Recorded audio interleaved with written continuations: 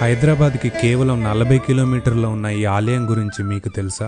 ఈ ఆలయాన్ని తెలంగాణ కంచిగా కూడా పిలుస్తారు. తమిళనాడులోని కంచి ఆలయానికి వెళ్ళలేని వాళ్ళు ఈ ఆలయాన్ని దర్శించుకుంటే అదే పుణ్యఫలం దక్కుతుందని నమ్ముతారు. కంచి ఆలయంలాగే ఇక్కడ బంగారు బల్లి, వెండి బల్లి విగ్రహాలు ప్రత్యేక ఆకర్షణ.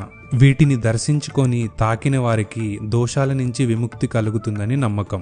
ఈ ఆలయంలో ఆ నారాయణుడు భూదేవి, శ్రీదేవి సమేతంగా వెలిశాడు. ఈ గుడి దాదాపు 1000 ఏళ్ల క్రితం నిర్మించబడింది. ఇది ఇక్కడ అల్లాని వంశానికి చెందిన వారు నిర్మించారు. ఈ ఆలయం చుట్టూ పచ్చని పొలాలతో, చెరువులతో ఇక్కడి వాతావరణం ఎంతో ఆహ్లాదకరంగా ఉంటుంది.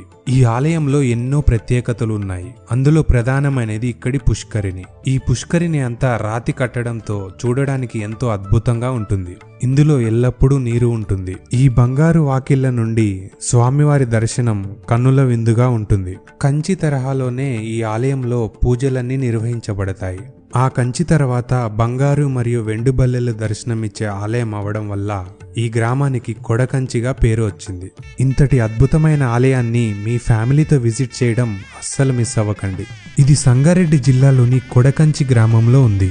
ఇది గచ్చిబౌలి నుంచి కేవలం 25 కిలోమీటర్లు మాత్రమే. సో ఇంకెందుకు లేట్, మీ ఫ్రెండ్స్ అండ్ ఫ్యామిలీకి షేర్ చేసి ప్లాన్ చేయండి.